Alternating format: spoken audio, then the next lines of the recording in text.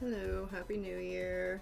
I guess it's been like over a week, and it's also not been happy. Um, we fucking kidnapped Maduro. Yeah, fascism is just in full force. I mean, it has been, but it's just, yeah, this year is exhausting already. Hopefully everybody's still trying to take care of themselves, enjoy the little things. I have been trying to focus on like learning some useful and crafty skills, so I taught myself how to crochet recently, also with the help of YouTube and lovely people putting that out there for me.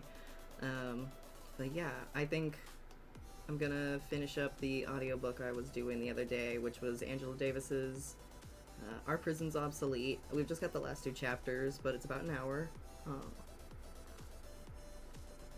This is good stuff. And so yeah, I'll probably just crochet for that, then take a little language learning break, do some gaming afterwards. I'm thinking Disco Elysium, but I might poke at Stray, or there's this like nice rhythm game, Sayonara Wild Hearts. So yeah, we'll get into all of that. I haven't been around in a while. I get really, really depressed during the winter, and this year was extra bad. Nobody's problem, but I do want to try to make myself engage with this a bit more. So yeah, let's shake some of the rust off. Let's get over to the browser. And also, this is from the Anarchist Audio Library. They provide a lot of audiobooks for free on YouTube, so I would highly recommend checking them out. They've also got a whole like Google Drive of stuff. It's great. But yeah, we're gonna get into chapter 5, the prison industrial complex. I should have, but I didn't really mention any content warnings, even though it is kind of like self-apparent with the content we're dealing with. But some of the later chapters did get into some like heavy, brutal, like SA, like police brutality stuff, and I imagine we'll still be dealing with a lot of that, a lot of systemic racism, a lot of brutality, all that this encompasses. So, yeah, it's prison, it's horrible, it's despicable how we treat human beings, and like this punishment-based system clearly is not working. So, yeah, we're gonna do the prison industrial complex, and then the last chapter is alternatives, abolitionist alternatives. So that'll be nice to end on. Let's go ahead and get into it. Let me go ahead and show you the hat that I'm working on. This is my first beanie, and I did make it a little bit oversized. It's like a cat beanie. But I'm making, of course, a little MB one. It should be more fitting, so I'm gonna sew this up right now. But, oh, hey, Rowan, welcome. What is that little cutie? It's a squid. It's a cyber squid. Okay, robo squid. Cool. I hope you have a decent rest of your trip. I know you got a couple hours left to go. Let's see. And yeah, let me go ahead and get a little caffeine. Take a hit. Take a breath. We're in no rush here.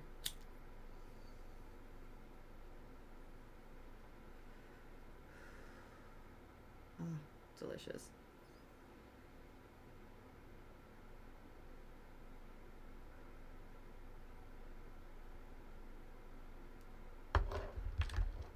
Alright, and honestly, hopefully I don't forget to unmute myself, but just because of the smoking and coughing, I'm going to mute myself for most of this audiobook portion, but I will reply to people when I can.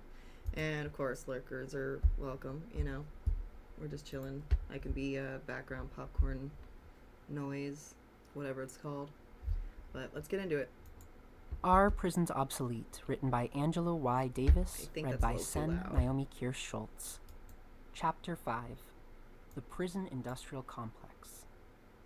Quote, "For private business, prison labor is like a pot of gold. No strikes, no union organizing, no health benefits. unemployment insurance or workers' compensation to pay, no language barriers as in foreign countries. New Leviathan prisons are being built on thousands of eerie acres of factories inside the walls.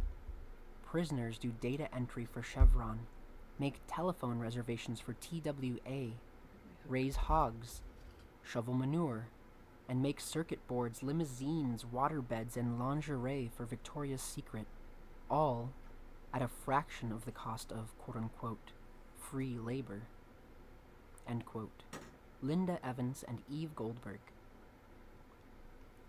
The exploitation of prison labor by private corporations is one aspect among an array of relationships linking corporations, government, correctional communities, and media. These relationships constitute what we now call a prison industrial complex. The term prison industrial complex was introduced by activists and scholars to contest prevailing beliefs that increased levels of crime were the root cause of mounting prison populations. Instead, they argued prison construction and the attendant drive to fill these new structures with human bodies have been driven by ideologies of racism and the pursuit of profit. Social historian Mike Davis first used the term in relation to California's penal system, which, he observed, already had begun in the 1990s to rival agribusiness and land development as a major economic and political force. To understand the social meaning of the prison today within the context of a developing prison industrial complex means that punishment has to be conceptually severed from its seemingly indissoluble link with crime. How often do we encounter the phrase crime and punishment? To what extent has the perpetual repetition of the phrase crime and punishment in literature as titles of television shows, both fictional and documentary, and in everyday conversation make it extremely difficult to think about punishment beyond this connection? How have these portrayals located the prison in a causal relation to crime as a natural, necessary, and permanent effect, thus inhibiting serious debates about the viability of the prison today? The notion of a prison industrial complex insists on understandings of the punishment process that take into account economic and political structures and ideologies, rather than focusing myopically on individual criminal conduct and efforts to quote-unquote curb crime. The fact, for example, that many corporations with global markets now rely on prisons as an important source of profit helps us to understand the rapidity with which prisons began to proliferate precisely at a time when official studies indicated that the crime rate was falling. The notion of a prison industrial complex also insists that the racialization of prison populations, and this is not only true of the United States, but of Europe, South America, and Australia as well, is not an incidental feature. Thus, critiques of the prison industrial complex undertaken by abolitionist activists and scholars are very much linked to critiques of the global persistence of racism. Anti-racist and other social justice movements are incomplete with attention to the politics of imprisonment. At the 2001 United Nations World Conference Against Racism, held in Durban, South Africa, a few individuals active in abolitionist campaigns in various countries attempted to bring this connection to the attention of the international community. They pointed out that the expanding system of prisons throughout the world both relies on and further promotes structures of racism, even though its proponents may adamantly maintain that it is race neutral. Some critics of the prison system have employed the term correctional industrial complex, and others penal industrial complex. What's corrective These and the about term it? I have chosen to underscore, prison industrial complex, all clearly resonate with the historical concept of a military industrial complex whose usage dates back to the presidency of Dwight Eisenhower. It may seem ironic that a Republican president was the first to underscore a growing and dangerous alliance between the military and corporate worlds, but it clearly seemed right to anti-war activists and scholars during the era of the Vietnam War. Today, some activists mistakenly argue that the prison industrial complex is moving into the space vacated. Yeah, speaking of the Vietnam War and Venezuela and everything, who was I watching? There was a new streamer I was introduced to via Raid, and she grew up in South Africa, and apparently, like, they played the song Lyndon Johnson Told the Nation, like, to school kids. Like, they're actually taught about the massacres and all the atrocities and shit, unlike here in America. And there's, like, a new Eurobeat remix that dropped a couple days ago, so after we get through this book, I think we'll take a little music break. By the military-industrial complex. However, the so-called War on Terrorism initiated by the Bush administration in the aftermath of the 2001 attacks on the World Trade Center has made it very clear that the links between the military, corporations, and government are growing stronger, not weaker. A more cogent way to define the relationship between the military-industrial complex and the prison-industrial complex would be to call it symbiotic. These two complexes mutually support and promote each other, and, in fact, often share technologies. During the early 90s, when defense production was temporarily on the decline, this connection between the military industry and the criminal justice punishment industry was acknowledged in a 1994 Wall Street Journal article entitled, quote, "Making Crime Pay, the Cold War of the 90s," unquote. From it, parts of the defense establishment are cashing in too, sensing a logical new line of business to help them offset military cutbacks. Westinghouse Electric Corporation, Minnesota Mining and Manufacturing Company, GDE Systems, a division of the old General Dynamics, and Alliant Tech Systems Inc., for instance, are pushing crime-fighting equipment and have created special divisions to retool their defense technology for America's streets.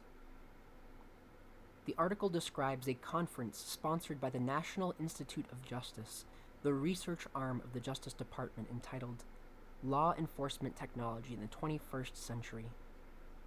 The Secretary of Defense was a major presenter at this conference, which explored topics such as the role of the defense industry, particularly for dual use and conversion. Hot topics: defense industry technology that could lower the level of violence involved in crime fighting. Sandia National Laboratories, for instance, is experimenting with a dense foam that can be sprayed at suspects, temporarily blinding and deafening them under breathable bubbles. Yeah. Stinger Corporation is working on smart guns, which will fire only for the owner, and retractable spiked barrier strips to unfurl in front of fleeing vehicles. It's gotten so bad since Westinghouse this is book promoting has the been smart car, written. in which mini-computers could be linked up with big mainframes at the police department, allowing for a speedy booking of prisoners, as well as quick exchanges of information. But an analysis of the relationship between the military and prison-industrial complex is not only concerned with the transference of technologies from the military to the law enforcement industry. What may be even more important to our discussion is the extent to which both share important structural features. Both systems generate huge profits from processes of social destruction, precisely that which is advantageous to those corporations, elected officials, and government agents who have obvious stakes in the expansion of these systems begets grief and devastation for the poor and racially dominated communities in the United States and throughout the world. The transformation of imprisoned bodies, and they are, in their majority, bodies of color, into sources of profit who consume and also often produce all kinds of commodities, devours public funds which might otherwise be available for social programs such as education, housing, childcare, recreation, and drug programs. Punishment no longer constitutes a marginal area of the larger economy. Corporations producing all kinds of goods, from buildings to electronic devices and hygiene products, and providing all kinds of services, from meals to therapy and healthcare, are now directly involved in the punishment business. That is to say, companies that one would assume are far removed from the work of state punishment have developed major stakes in the perpetuation of a prison system whose historical obsolescence is therefore that much more difficult to recognize.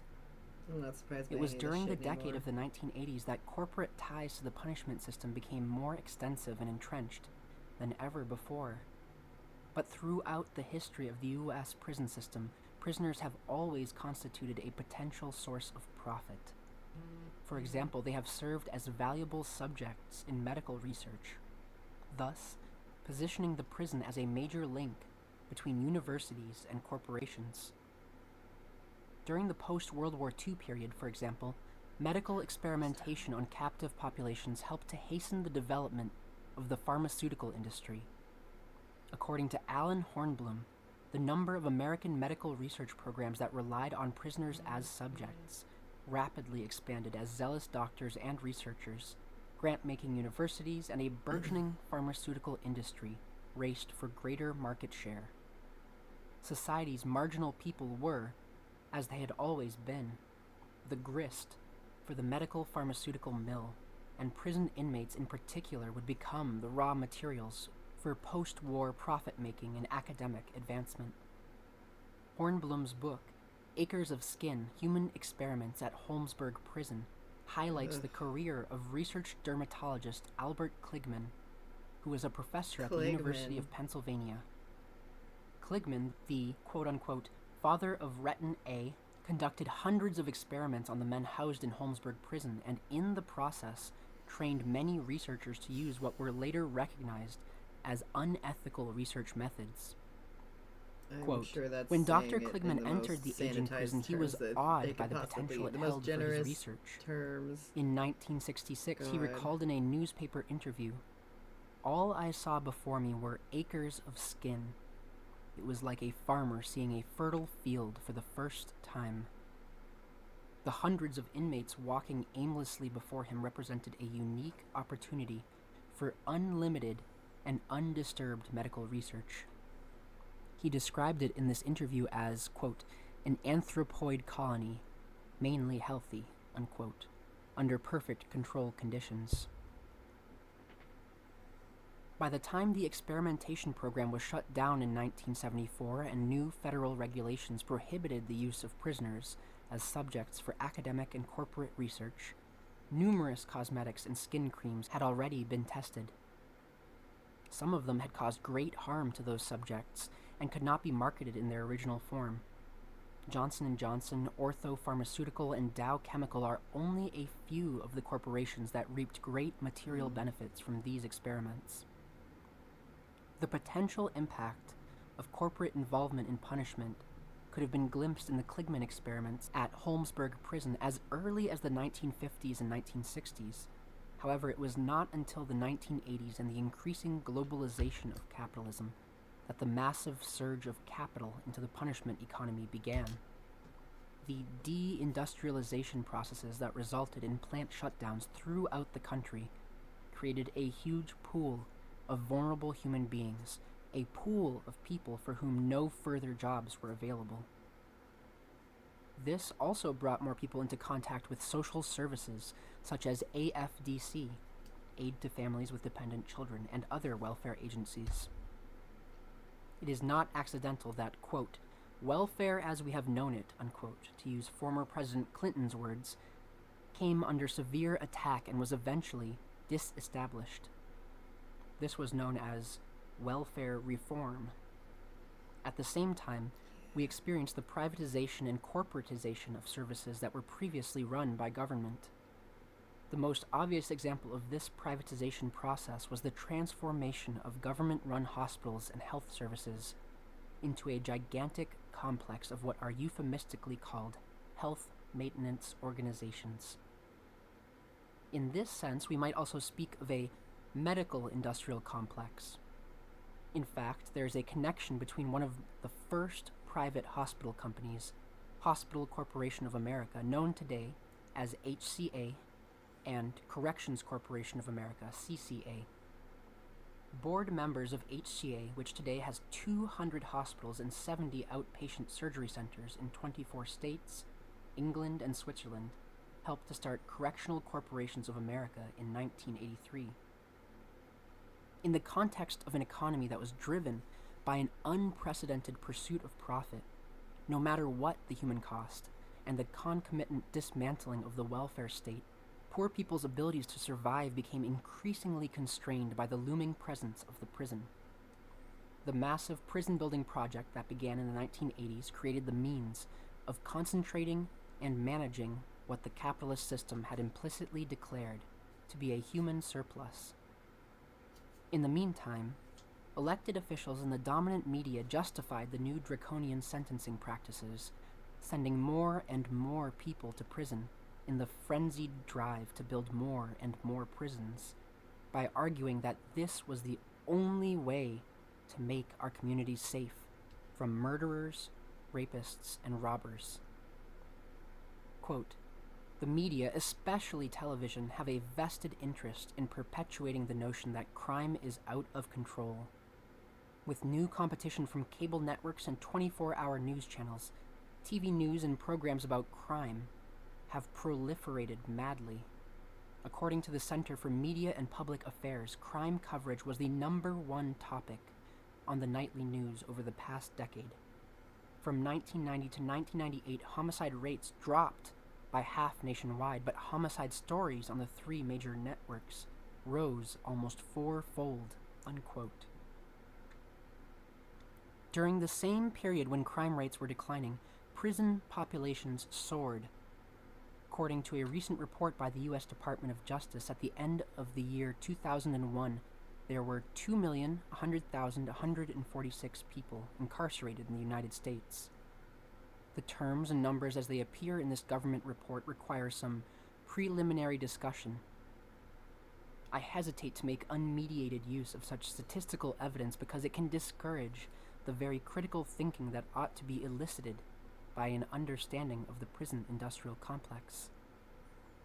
It is precisely the abstraction of numbers that plays such a central role in criminalizing those who experience the misfortune of imprisonment. There are many different kinds of men and women in the prisons and INS and military detention centers whose lives are erased by the Bureau of Justice Statistics figures. The numbers recognize no distinction between the woman who is imprisoned on drug conspiracy and the man who is in prison for killing his wife. A man who might actually end up spending less time behind bars than the woman. With this observation in mind, the statistical breakdown is as follows.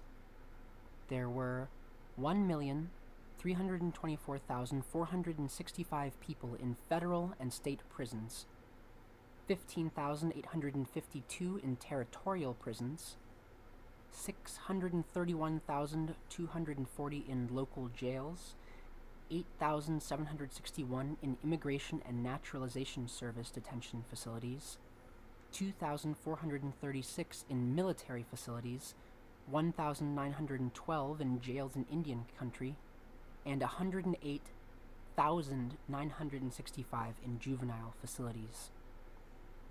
In the 10 years between 1990 and 2000, 351 new places of confinement were opened by states, and more than 528,000 beds were added, amounting to 1,320 state facilities, representing an 81% increase. Moreover, there are currently 84 federal facilities and 264 private facilities. The government reports from which these figures are taken emphasize the extent to which incarceration rates are slowing down. The Bureau of Justice Statistics report entitled Prisoners in 2001 introduces the study by indicating that the nation's prison population grew 1.1%, which was less than the average annual growth of 3.8% since year-end 1995.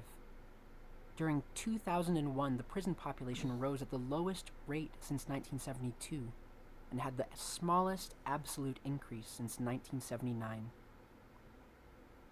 However small the increase, these numbers themselves would defy the imagination were they not so neatly classified and rationally organized. To place these figures in historical perspective, try to imagine how people in the 18th and 19th centuries, and indeed for most of the 20th century, who welcomed the new and then quite extraordinary system of punishment called the prison, might have responded had they known that such a colossal number of lives would be eventually claimed permanently by this institution. I have already shared my own memories of a time 3 decades ago when the prison population was comprised of 1/10 of the present numbers. The prison industrial complex is fueled by privatization patterns that, it will be recalled, have also drastically transformed healthcare, education, and other areas of our lives. Moreover, the prison privatization trends, both the increasing presence of corporations in the prison economy and the establishment of private prisons, are reminiscent of the historical efforts to create a profitable punishment industry based on the new supply of quote-unquote free black male laborers in the aftermath of the Civil War. Stephen Donziger, drawing from the work of Norwegian criminologist Nils Christie, argues, companies that service the criminal system need sufficient quantities of raw materials to guarantee long-term growth. In the criminal justice field, the raw material is prisoners, and industry will do what is necessary to guarantee a steady supply. For the supply of prisoners to grow, criminal justice policies must ensure a sufficient number of incarcerated Americans, regardless of whether crime is rising or the incarceration is necessary. In the post-Civil War era, emancipated black men and women comprised an enormous reservoir of labor at a time when planters and industrialists could no longer rely on slavery, as they had done in the past. This labor became increasingly available for use by private agents, precisely through the convict lease system discussed earlier and related systems such as debt peonage. Recall that in the aftermath of slavery, the penal population drastically shifted, so that in the South, it rapidly became disproportionately black. This transition set the historical stage for the easy acceptance of disproportionately black prison populations today.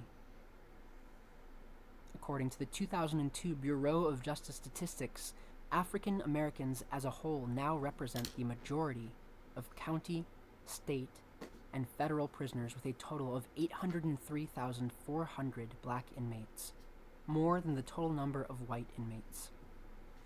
If we include Latinos, we must add another 283,000 bodies of color.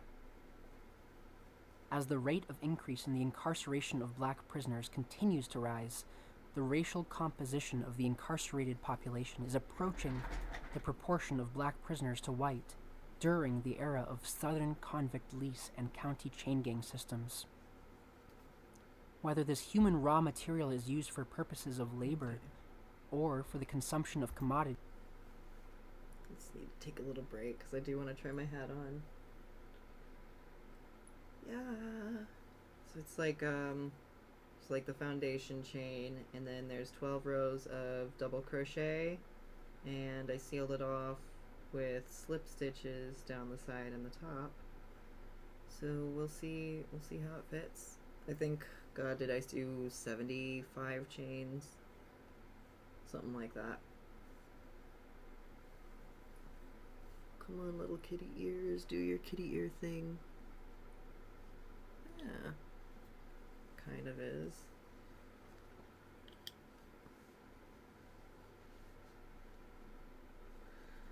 And it was said in the tutorial that, like, they would take more shape the more you wear it, so maybe I should have made it a little longer if I wanted to, like, roll it up.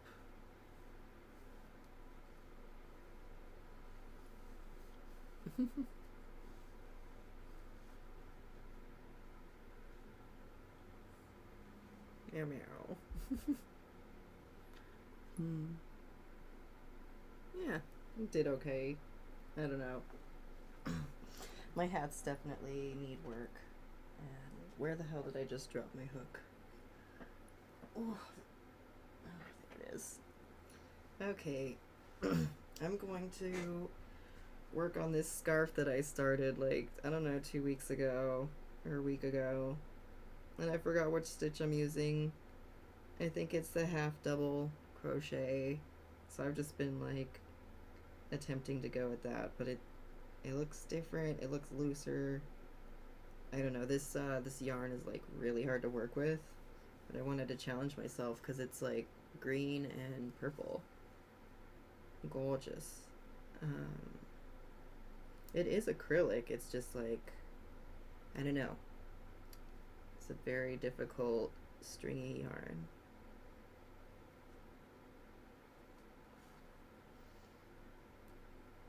But yes, back to it. I'm gonna take a smoke break, actually. These provided by a number of corporations directly implicated in the prison industrial complex. It is clear that black bodies are considered dispensable within the free world, but as a major source of profit in the prison world. The privatization characteristic of convict leasing has its contemporary parallels as companies such as CCA and Wackenhut literally run prisons for profit. At the beginning of the 21st century, the numerous private prison companies operating in the United States own and operate facilities that hold 91,828 federal and state prisoners. Texas and Oklahoma can claim the largest number of people in private prisons. Yeah, they can. But New Mexico imprisons 44% of its prison population in private facilities, and states such as Montana, Alaska, and Wyoming turned over more than 25% of their prison population to private companies. In arrangements reminiscent of the convict lease system, federal, state, and county governments pay private companies a fee for each inmate, which means that private companies have a stake in retaining prisoners for as long as possible and in keeping their facilities filled. In the state of Texas, there are 34 government-owned, privately run jails in which approximately 5,500 out-of-state prisoners are incarcerated. These facilities generate about $80 million annually for Texas. Jeez. One dramatic example involves Capital Corrections Resources, Inc., which operates the Brazoria Detention Center, a government-owned facility located 40 miles outside of Houston, Texas. Brazoria came to public attention in August 1997 when a videotape broadcast on national television showed prisoners there being bitten by police dogs and viciously kicked in the groin and stepped. I don't live anywhere near there anymore. I'm just processing this, but yeah, I actually grew up in that area. I grew up like an hour south of Houston, south of Pearland. It was like 25 miles off the coast. It was in Brazoria County, and I do remember that we had a prison nearby, and it's not something I've really looked into as an adult. I've looked into some other stuff, like this is a little ADHD side tangent, but whenever I was younger, there was a lot of backwoods and stuff we could, like, travel through and, like, you know, jump over this stream and climb this hill, and we'd, like, find this cemetery. It was, like, a private cemetery, and then, yeah, it was very clear it was some sort of, like, rich-ass slave-owning family, because it was, like, them and the little infants that didn't make it and shit, and then, like, the slaves that they owned. And I tried to go on a deep dive on that a couple years ago. I feel like I kind of got some leads, but it's like, my god, I'd love to know, like, some history more about that. But anyways, yeah, this prison that's about to be mentioned is right about where I grew up, so I'm gonna be paying some extra attention to this. August 1997, when a videotape broadcast on national television showed prisoners there being bitten by police dogs. I believe it, though. It was not a good place to grow up. And stepped on by guards. The inmates, forced to crawl on the floor, also were being shocked with stun guns, while guards who referred to one black prisoner as boy shouted, "Crawl faster." In the aftermath of the release of this tape, the state of Missouri withdrew the 415 prisoners it housed in the Brazoria Detention Center. Although few references were made in the accompanying news reports to the indisputably racialized character of the guards' outrageous behavior. In the section of the Brazoria videotape that was shown on national television, black male prisoners were seen to be the primary targets of the guards' attacks. The 32-minute Brazoria tape represented by the jail authorities as a training tape, allegedly showing corrections officers what not to do, was made in September 1996 after a guard allegedly smelled marijuana in the jail. Important evidence of the abuse that takes place behind the walls and gates of private prisons, it came to light in connection with a lawsuit filed by one of the prisoners who was bitten by a dog. He was suing Brazoria County for $100,000 in damage. Get 'em. The Brazoria jailer's actions, which, according to prisoners there, were far worse than depicted on the tape, are indicative not only of the ways in which many prisoners throughout the country are treated, but of generalized attitudes towards people locked up in jails and prisons. According to an Associated Press news story, the Missouri inmates, once they had been transferred back to their home state from Brazoria, told the Kansas City Star, guards at the Brazoria County Detention Center used cattle prods and other forms of intimidation to win respect and force prisoners to say, "I love Texas." What you saw on tape wasn't a fraction of what happened that day, said inmate All this Lewis is atrocious, Watkins, but like referring literally to what the the videotaped fuck? cell block raid of September 18th, 1996. Hell. I've never seen Fuck anything Texas like that. as a Texan. Fuck Texas. Not some of the people, of course, and yeah, I hate, I don't like the idea of like, oh, South all white, like, you shouldn't be erasing like the actual fucking people of color here, with like super broad ass statements, but yeah, it's like there are absolutely a lot of small town pockets that are really disgusting, mostly white, definitely racist as fuck. Yeah.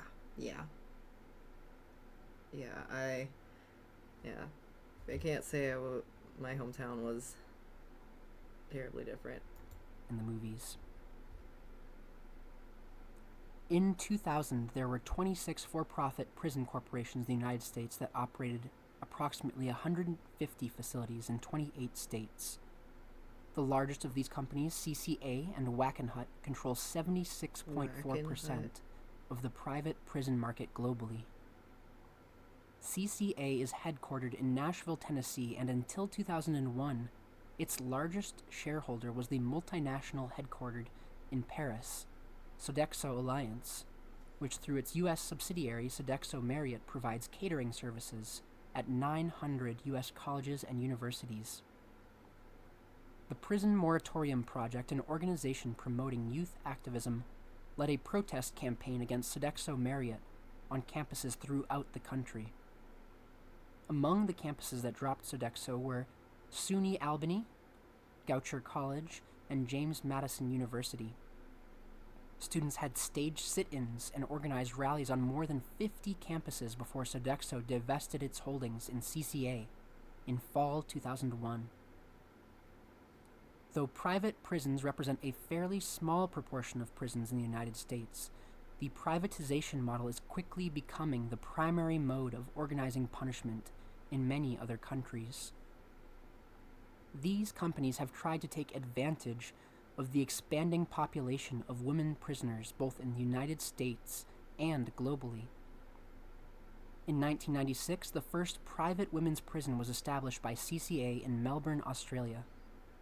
The government of Victoria adopted the U.S. model of privatization in which financing, design, construction, and ownership of the prison are awarded to one contractor, and the government pays them back for construction over 20 years. This means that it is virtually impossible to remove the contractor because that contractor owns the prison. As a direct consequence of the campaign organized by prison activist groups in Melbourne, Victoria withdrew the contract from CCA in 2001. However, a significant portion of Australia's prison system remains privatised. In the fall of 2002, the government of Queensland renewed Wackenhut's contract to run a 710-bed prison in Brisbane. The value of the 5-year contract is $66.5 million.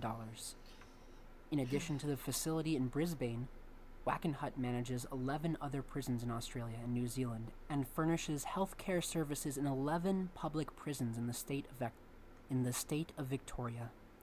In the press release announcing this contract renewal, Wackenhut describes its global business activities as follows. Quote, WCC, a world leader in the privatized corrections industry, has contracts/awards to manage 60 correctional/detention facilities in North America, Europe, Australia, South Africa, and New Zealand, with a total of approximately 43,000 beds. WCC also provides prisoner transportation services, electronic monitoring for home detainees, correctional health care, and mental health services. WCC offers government agencies a turnkey approach to the development of new correctional and mental health institutions that include design, construction, financing, and operations. Unquote. But to understand the reach of the prison industrial complex, it is not enough to evoke the looming power of the private prison business. By definition, those companies court the state within and outside the United States for the purpose of obtaining prison contracts, bringing punishment and profit together in a menacing embrace.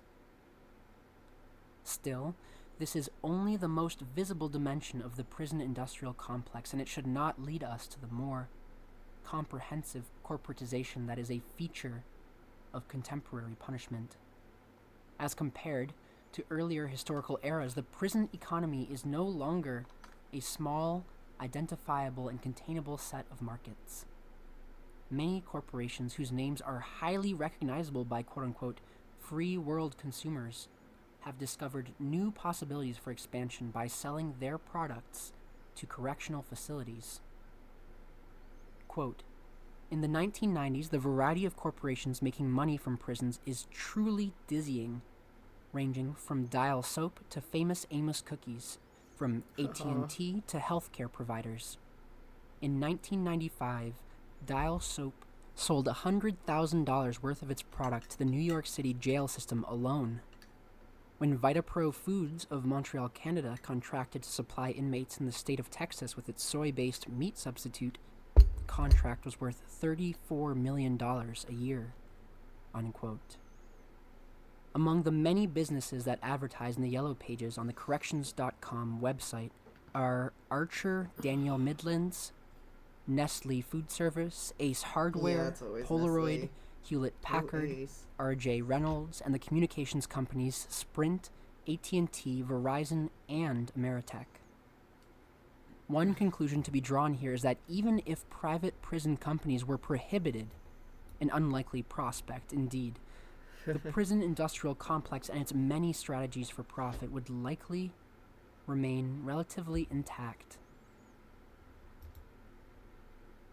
Oh, well, actually, I don't need to pause it. I'm just going to go get some cocoa, y'all. I'll be right back. Private prisons are direct sources of profit for the companies that run them, but public prisons have become so thoroughly saturated with the profit-producing products and services of private corporations that the distinction is not as meaningful as one might suspect. Campaigns against privatization that represent public prisons as an adequate alternative to private prisons can be misleading. A major reason for the profitability of private prisons consists of the non-union labor they employ, and this important distinction should be highlighted. Nevertheless, public prisons are now equally tied to the corporate economy and constitute an ever-growing source of capitalist profit. Extensive corporate investment in prisons has significantly raised the stakes for anti-prison work. It means that serious anti-prison activists must be willing to look much further in their analyses and organizing strategies than the actual institution of the prison. Prison reform rhetoric, which has always undergirded dominant critiques of the prison system, will not work in this new situation. If reform approaches have tended to bolster the permanence of the prison in the past, they certainly will not suffice to challenge the economic and political relationships that sustain the prison today. This means that in the era of the prison industrial complex, activists must pose hard questions about the relationship between global capitalism and the spread of US-style prisons throughout the world. The global prison economy is indisputably dominated by the United States. This economy not only consists of the products, services, and ideas that are directly marketed to other governments, but it also exercises an enormous influence over the development of the style of state punishment throughout the world. One dramatic example can be seen in the opposition to Turkey's attempts to transform its prisons. In October 2000, prisoners in Turkey, many of whom were associated with left political movements, began a quote-unquote death fast as a way of dramatizing their opposition to the Turkish government's decision to introduce F-type or US-style prisons. Compared to the traditional dormitory-style facilities, these new prisons consist of 1 to 3 person cells, which are opposed by the prisoners because of the regimes of isolation they facilitate, and because mistreatment and torture are far more likely in isolation. In December 2000, 30 prisoners were killed in clashes with security forces in 20 prisons. As of September 2002, more than 50 prisoners have died of hunger, including 2 women, Gulnihal Yilmaz and Birsen Hosfer, who were among the most recent prisoners to succumb to the death fast.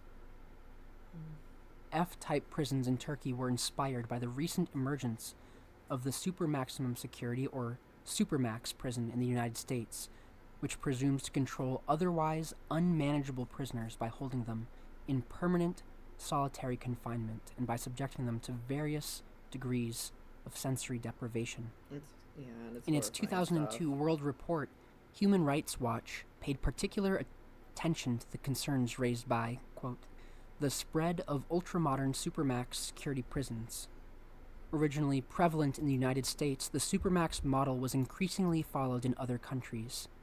Prisoners confined in such facilities spent an average of 23 hours a day in their cells, enduring extreme social isolation, enforced idleness, and extraordinarily limited recreational and educational opportunities. While prison authorities defended the use of super-maximum security facilities by asserting that they held only the most dangerous, disruptive, or escape-prone inmates, few safeguards existed to prevent other prisoners from being arbitrarily or discriminatorily transferred to such facilities. In Australia, the Inspector of Custodial Services found that some prisoners were held indefinitely in special high-security units without knowing why or when their isolation would end. Among the many countries that have recently constructed super-maximum security prisons is South Africa. Construction was completed on the Supermax prison in Kokstad, KwaZulu-Natal, in August 2000, but it was not officially opened until May 2002. Ironically, the reason given for the delay was the competition for water between the prison and a new low-cost housing development. I am highlighting South Africa's embrace of the Supermax because of the apparent ease with which this most repressive version of the U.S. prison has established itself in a country that has just recently initiated the project of building a democratic, non-racist, and non-sexist society. South Africa was the first country in the world to create constitutional assurances for gay rights, and it immediately abolished the death penalty after the dismantling of apartheid. Nevertheless, following the example of the United States, the South African prison system is expanding and becoming more oppressive.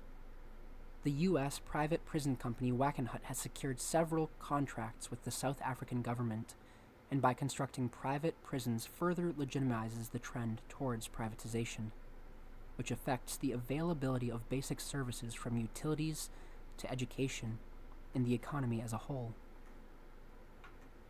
South Africa's participation in the prison industrial complex constitutes a major impediment to the creation of a democratic society. I did. In the United States, we have already felt the insidious and socially damaging effects of prison expansion. The dominant social expectation is that young, Black, Latino, Native American, and Southeast Asian men, and increasingly women as well, will move naturally from the free world into prison where it is assumed they belong. Despite the importance of anti-racist social movements over the last half-century, racism hides from view within institutional structures, and its most reliable refuge is the prison system. The racist arrests of vast numbers of immigrants from Middle Eastern countries in the aftermath of the attacks on September 11th, 2001, and the subsequent withholding of information about the names of numbers of people held in INS detention centers, some of which are owned and operated by private corporations, do not augur a democratic future. The uncontested detention of increasing numbers of undocumented immigrants from the global south has been aided considerably by the structures and ideologies associated with the prison industrial complex. We can hardly move in the direction of justice and equality in the 21st century if we are unwilling to recognize the enormous role played by this system in extending the power of racism and xenophobia.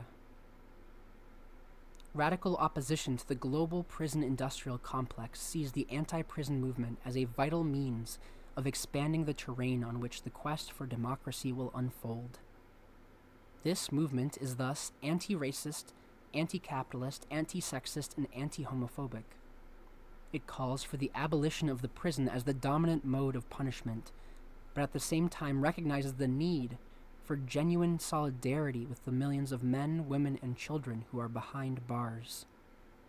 A major challenge of this movement is to do the work that will create more humane, habitable environments for people in prison, without bolstering the permanence of the prison system.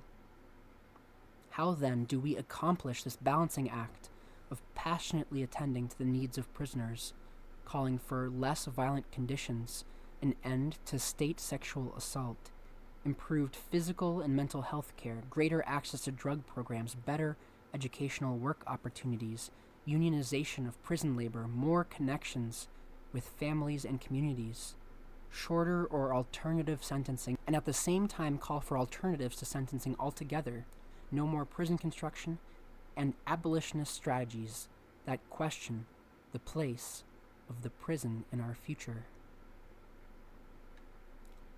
This has been Are Prisons Obsolete? Chapter 5, The Prison Industrial Complex, written by Angela Y. Davis, read by Sen Naomi Kirsch-Schultz. Thanks for reading along with me. Well. How people in the 19...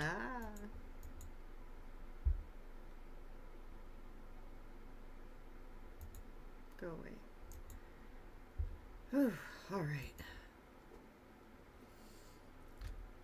We're moving on to chapter 6. Yes, last chapter. It's about 20 minutes.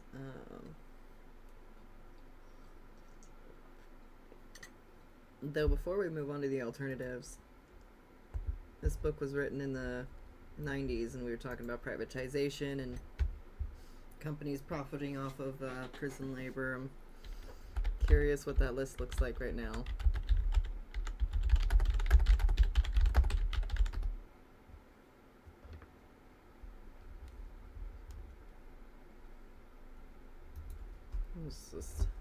I'm not doing too deep of a dive here.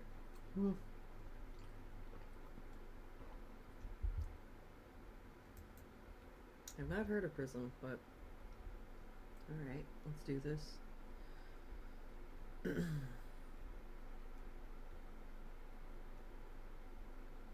Prison industry organizes the private corporations into 12 sectors: telecom, healthcare, management and operations, community corrections, food and commissary, programs and labor, financial services, architecture, construction, equipment, investors, personnel, and transportation.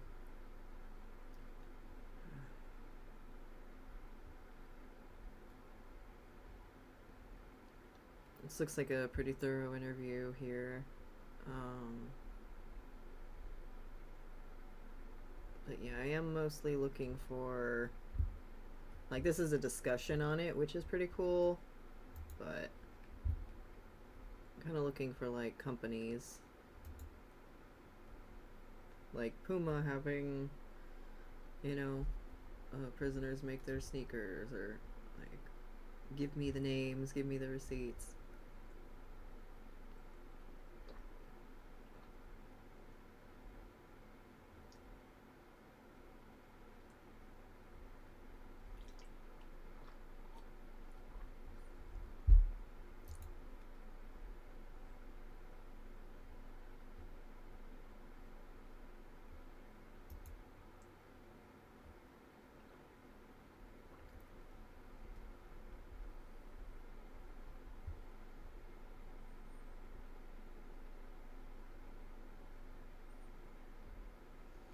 I wish they gave more info on stuff here, like they're just kind of giving us a sentence and then no source.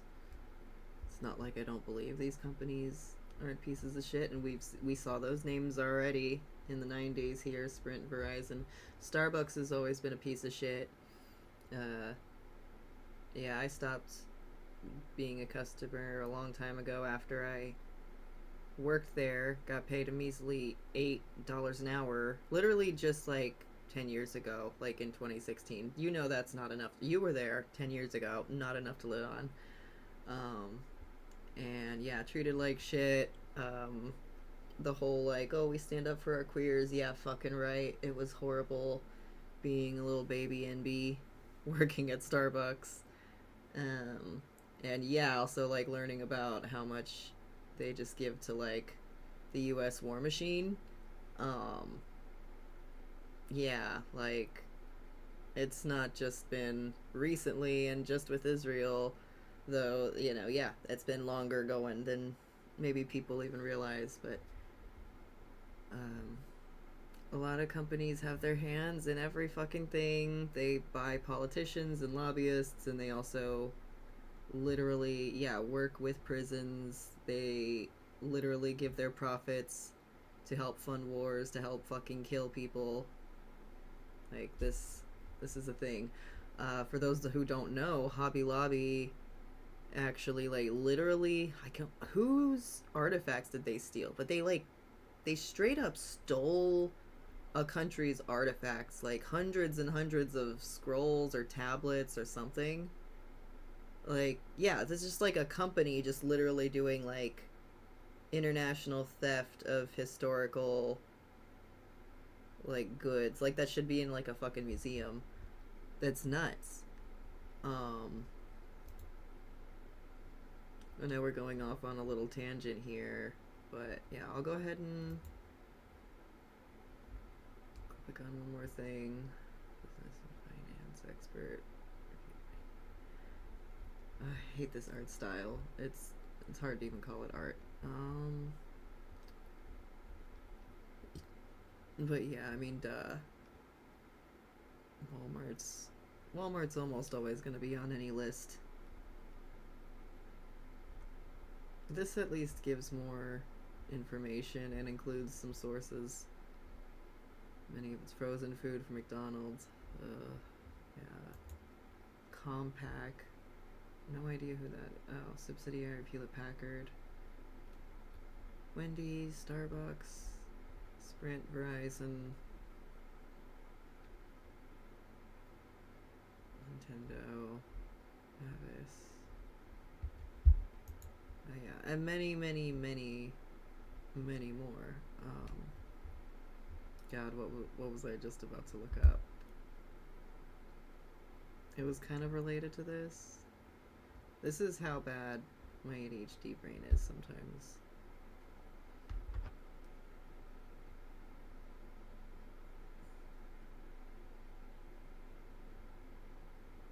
I don't know.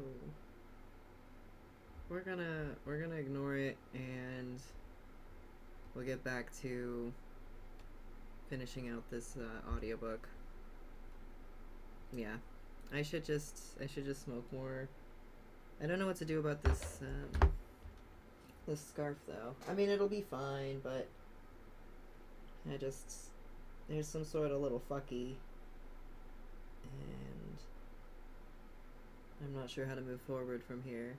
And there's already another fucky of making it too small on this side. Like, I missed the end chain, which is definitely like a common beginner's mistake. Fool. But it'll still be good, still be cute. I don't mind leaving the imperfections. It shows it was made by like a real human being. Which, fun fact, there are no crochet machines. Like, that's not a thing. Like, I'm doing something that the machine, nonetheless shitty ass AI, could never do. So I'm feeling pretty good about that. Yes, it's nice. Yeah, it feels a little more like I'm connecting to humanity, and like, God, crochet's been around for ages. So yeah, I don't know. I'm very happy to be learning this skill, even if I don't get it all 100% right. And it's gonna take some time to make every little thing that I want. And it was like, I feel like the first 7 hours was just frustration and screaming and crying and like, it was rough. It was rough on the learning curve, but then it clicked. We were Gucci. All right, let's get back to it. Obsolete. Written by Angela Y. Davis, read by Sen Naomi Kirsch-Schultz. Chapter 6. Abolitionist Alternatives. Quote, "Forget about reform. It's time to talk about abolishing jails and prisons in American society. Still abolition?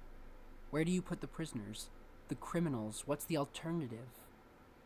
First, having no alternative at all would create less crime than the present criminal training centers do.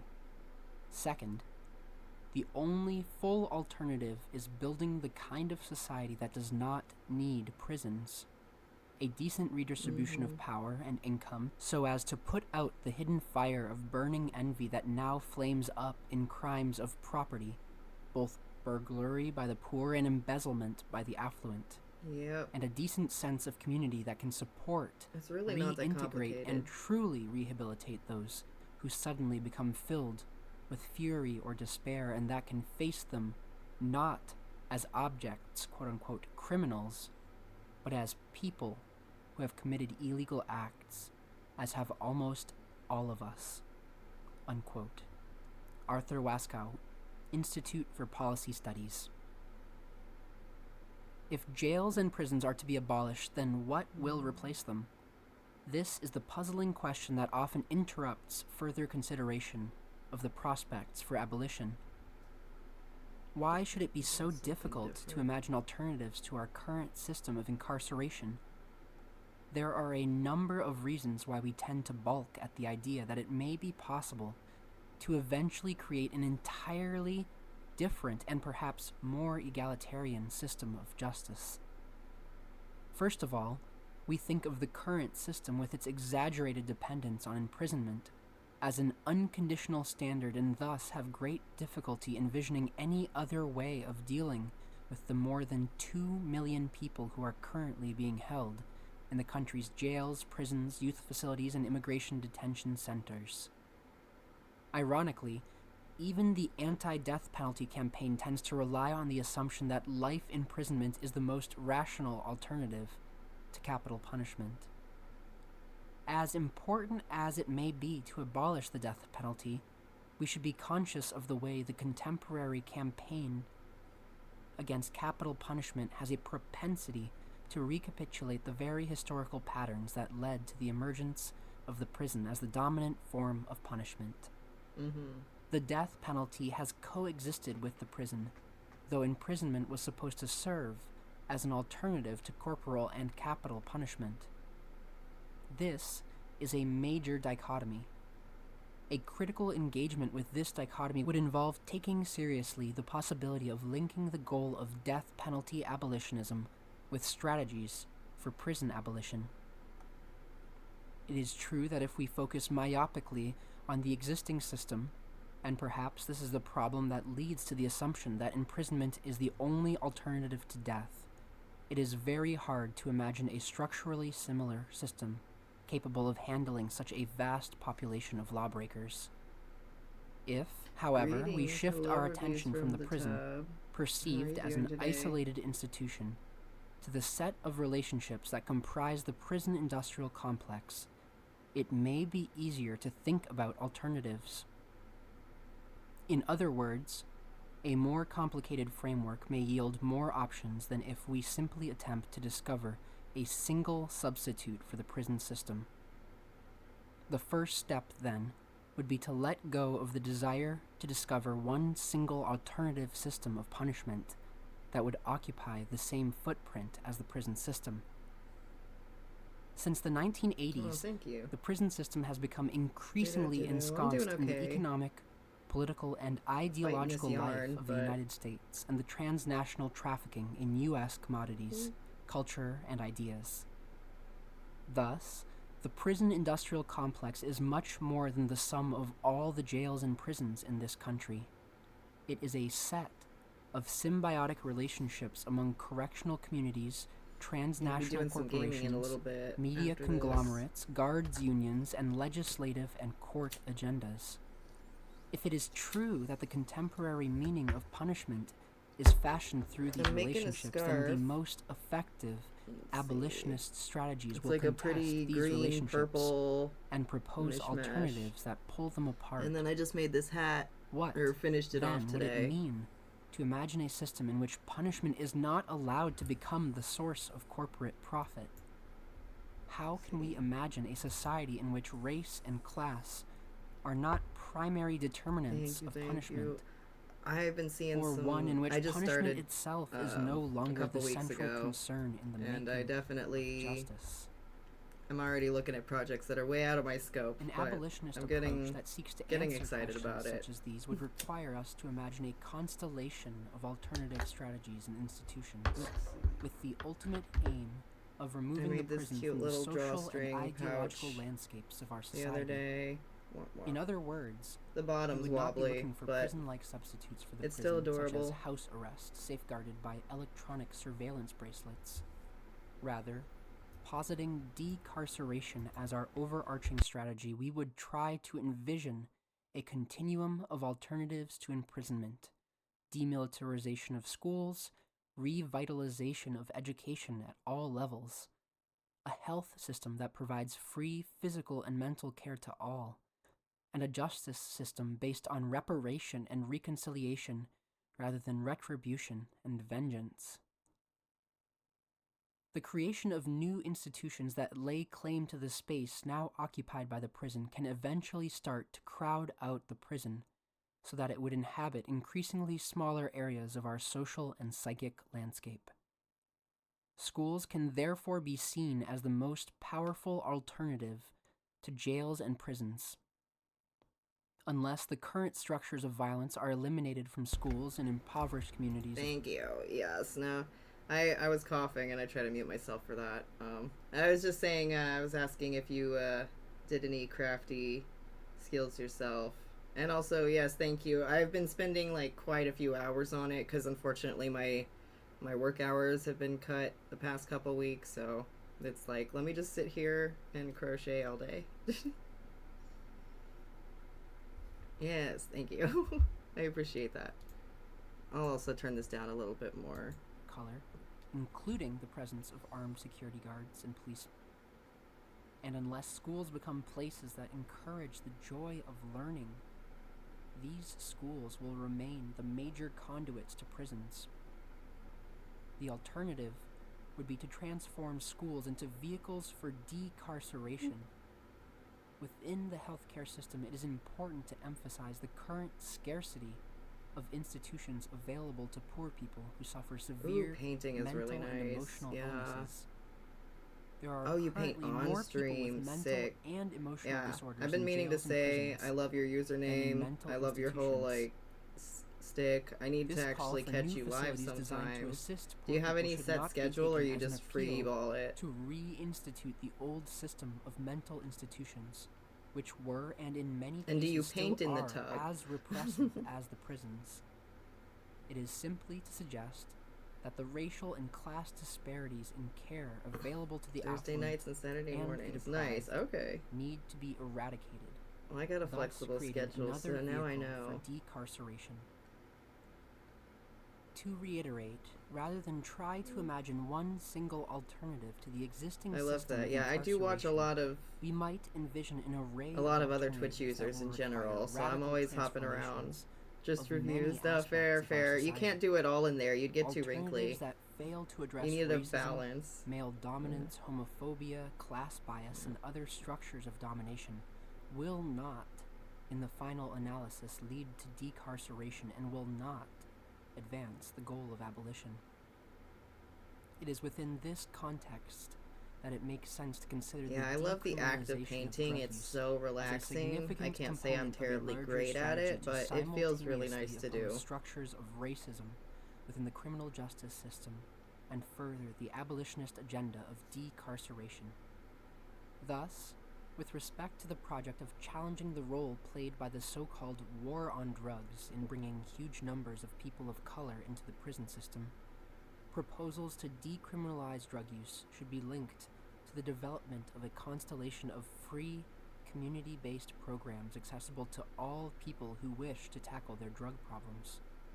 This is not to suggest that all people who use drugs, or that only people who use illicit drugs, need such help. However, anyone, regardless of economic status, who wishes to conquer drug addiction should be able to enter treatment programs.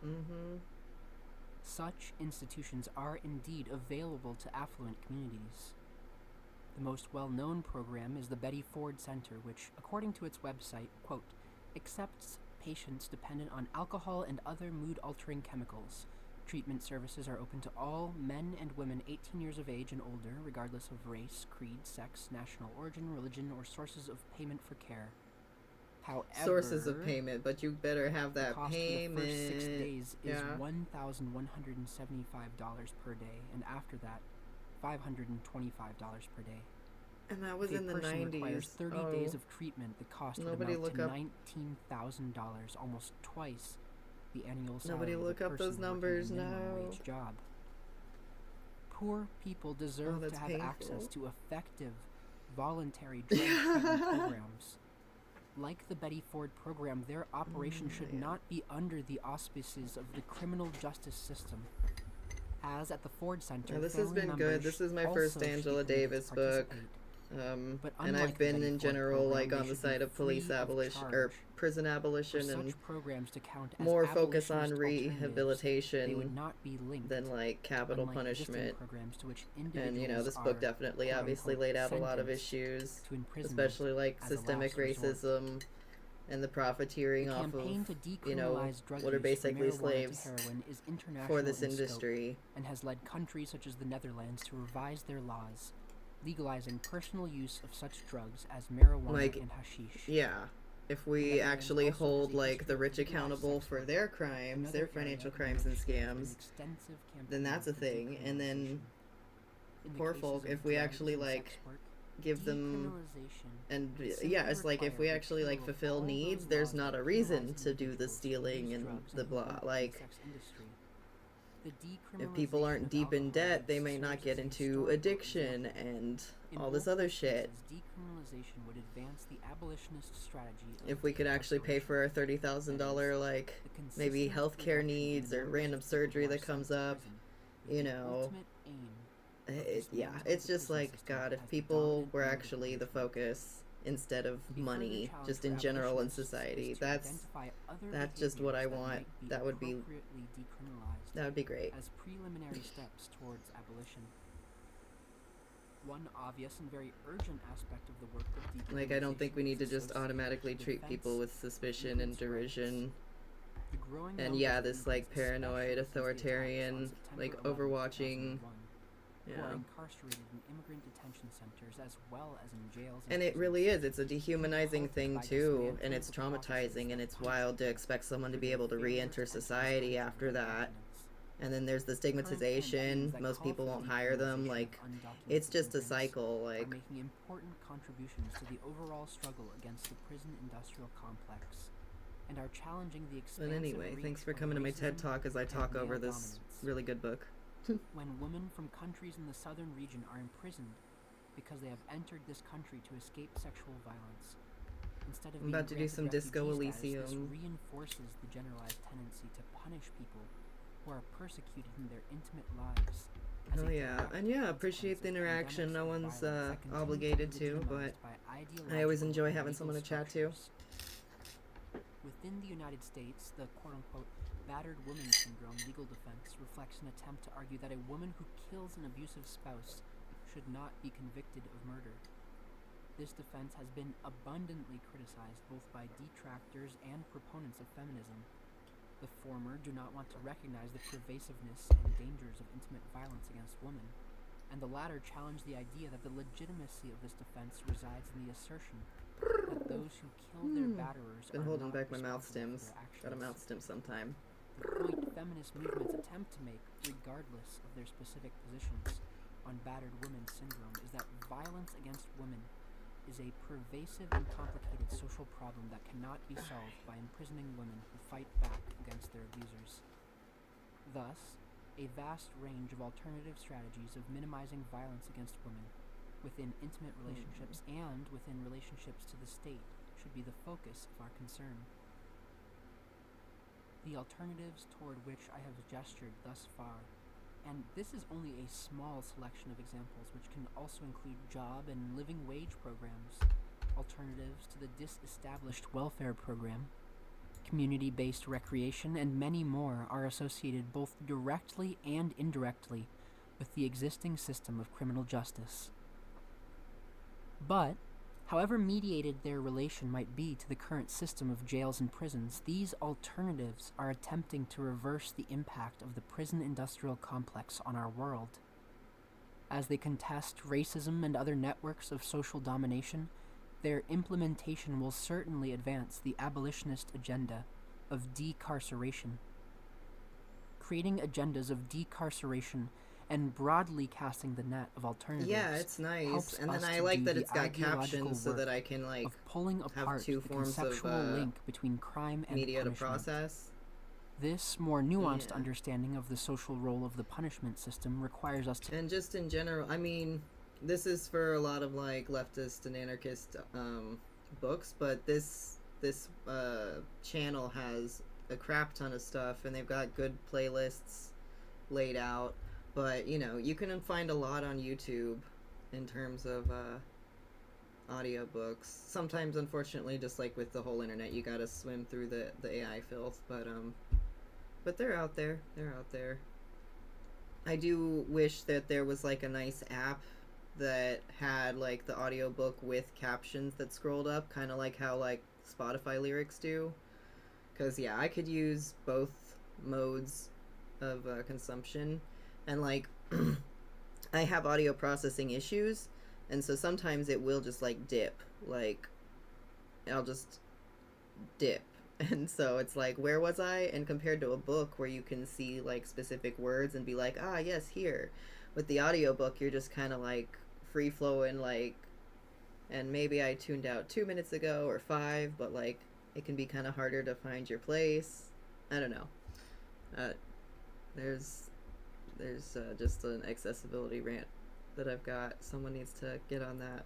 To give up our usual way of thinking about punishment as for real. I have a partner who does like long distance trucking stuff, and they're all up on like audiobooks, podcasts, as well as like there's like spoken like stories almost. I don't know what the word is. What is it? There's like this Midnight Burger. Is that the one that they're into? I don't remember the names of things, but there's like really cool like immersive stories, or like you could listen to people's D&D games. Yeah. Consequence of crime. We would recognize that quote-unquote punishment does not follow from crime in the neat and logical sequence offered by discourses that insist on the justice of imprisonment, but rather punishment primarily through imprisonment and sometimes death. is linked you said to the Thursday agendas nights. of politicians, That's tonight. the Oh, profit hell yeah. drive of corporations, and media representations So you'll be of streaming crime. later? Imprisonment is associated with the racialization of those most likely to be punished. It is associated with their class and, as we have seen, gender structures the punishment system as well.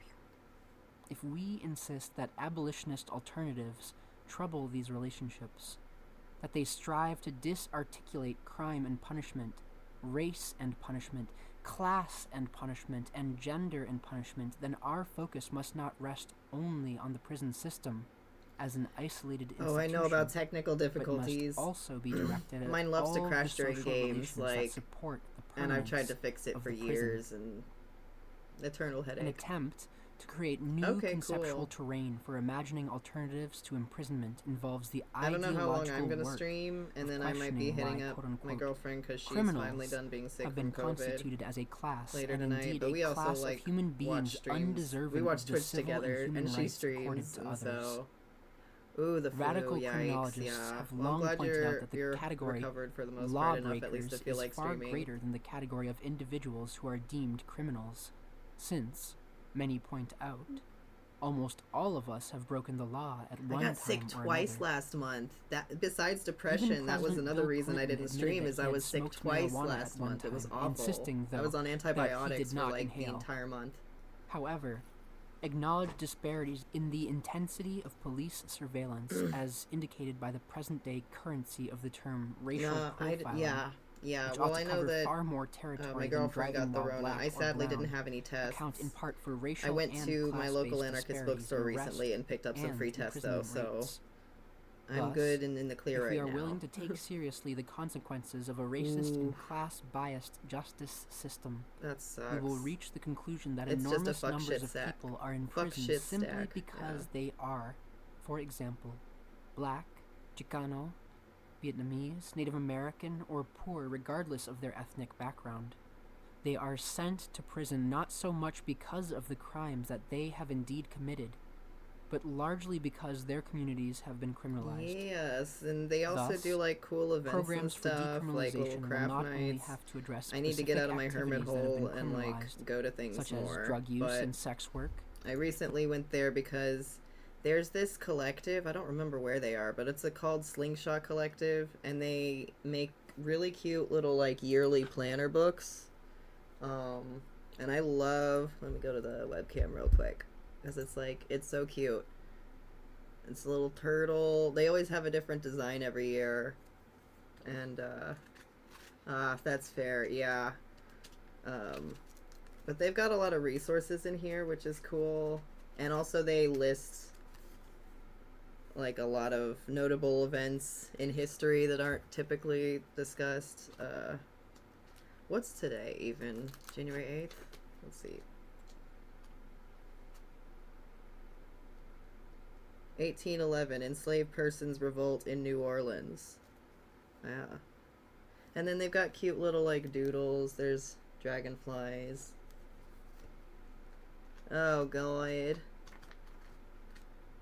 Oh, that sounds really miserable. I'm so sorry. I know it doesn't help, but yeah, it's like I grew up in a similar area. I'm thankfully outside of that and more in a city environment, and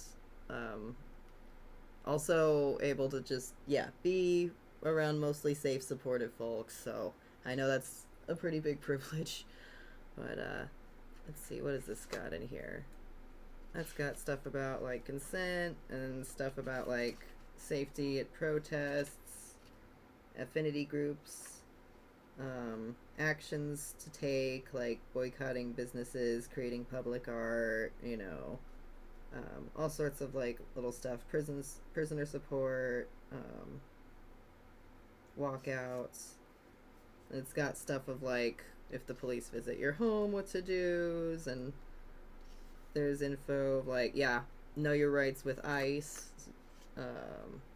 And then this is cool, there's like a whole radical contacts thing that's got a lot by state, but then it's also got some international resources like Latin America, Taiwan, South Korea, Colombia, Malaysia, France, like it's a pretty sick little, like, emergency resource. And so, I don't know, I just needed to shout out the Slingshot Collective. And then there's some blank pages in the back for doodles and other things. But, yes. But also criminalized populations and communities. It's been good, but it is my brain is against the kind of like backdrop of ready for these gaming, more broadly I think. conceived abolitionist alternatives that it makes sense to take up the question of radical transformations within the existing justice system. Thus, aside from minimizing through various strategies the kinds of behaviors that will bring people into contact with the police and justice systems, there is the question of how to treat those who assault the rights and bodies of others. Many organizations and individuals, both in the I was United thinking States Disco and other Elysium, countries, but offer I've also been tempted to alternative try modes the of game making Stray, justice. where you play as a cat. In And limited then instances, there's some also Sayonara governments Wild have Hearts, attempted to implement which is like a really alternatives that range cool from rhythm conflict game. resolution to It's really restorative pretty or too. reparative justice. But I don't know, I've also been wanting to Such get into scholars as something Herman meaty. Jahnke have And suggested I that know Disco crime needs to Elysium, be I've heard it's defined pretty in good. terms of So tort. probably that to And start instead of with. criminal law should be reparative law. In his words, the lawbreaker is thus no longer an evil-minded man or woman, but simply a debtor, a liable person whose human duty is to take responsibility for his or her acts, and to assume the duty of repair. There is a growing body of literature on reshaping systems of justice around strategies of reparation rather than retribution, as well as a growing body of experiential evidence of the advantages of these approaches to justice, I'll get it and later. of the democratic possibilities they promise.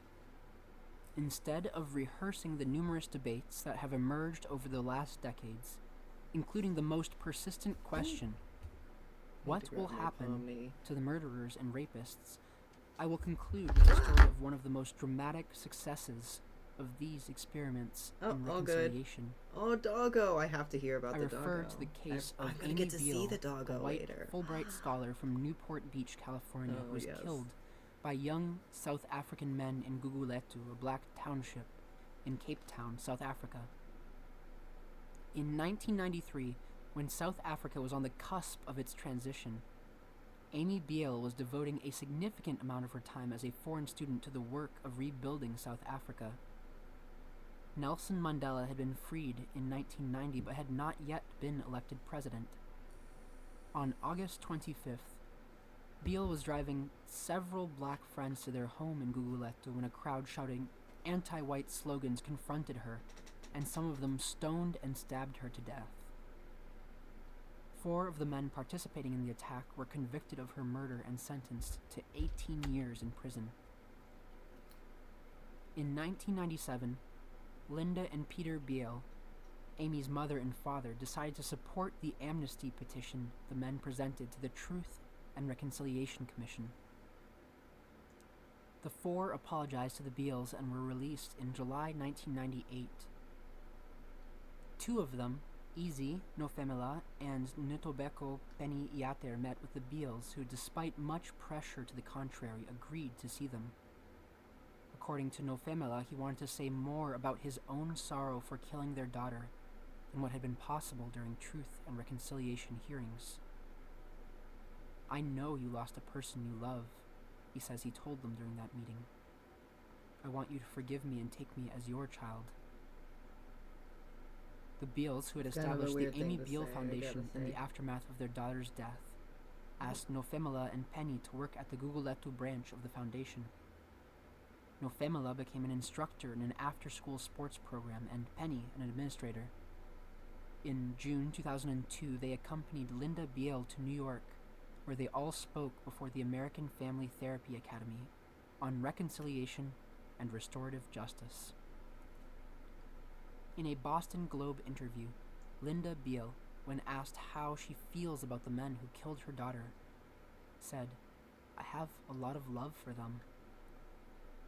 After Peter Beale died in 2002, she bought 2 plots of land for them in memory of her husband, so that Nofemela and Penny can build their own homes. God, I can't decide on a lip shape today. A few days after the September 11th, 2001 attacks, the Beales had been asked to speak at a synagogue in their community. According to Peter Beale, Quote, "We tried to explain that sometimes it pays to shut up and listen to what other people have to say, to ask, why do these terrible things happen, instead of simply reacting." This has been the 6th and final chapter of Our Prison's Obsolete by Angela Y. Davis, read by Sen Naomi Kirsch-Schultz. Abolitionist Alternatives. Thanks so much for reading, and I ask that you continue to dream about how we can be better and different. Oh yeah. Excuse me. The allergies here have been bullshit. It's like we have 4 different types of pollen, and they're all attacking all at once. Alright. I'm gonna go ahead and get this game set up. I gotta mess with some VPN settings because I don't want to Waluigi time! Waluigi time! I don't want to mess with my settings, but hello TSWA27 or Tswa27, thanks for the follow. That honestly got me. Yeah, no. Oh, yeah. I don't know what you're talking about. I don't know, dude. Yeah. No, man.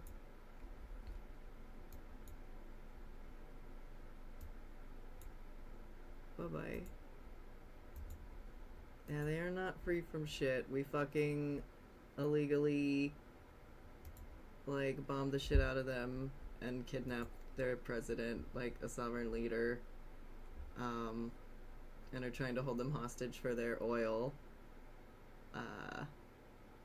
Absolutely the fuck not. Like, America's bloodthirsty imperialist war machine sickens the hell out of me. They've never helped, name a country that's better off after the US invaded and occupied it. Like, I'll wait. No, absolutely not. We're not gonna have any of that here. So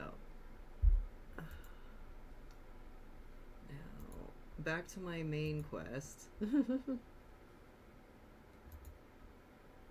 And see, yeah, I'm not gonna be one of those people that ends up just like, I'm not gonna be a Hassan type where I'm just sitting here arguing with dipshits and chuds all day. It's just like, be gone. Like, I'm just here to hang out, and not get into cyclic little loops of people who are like here in bad faith. Yeah, no, I'm not gonna bother. I'm not gonna bother.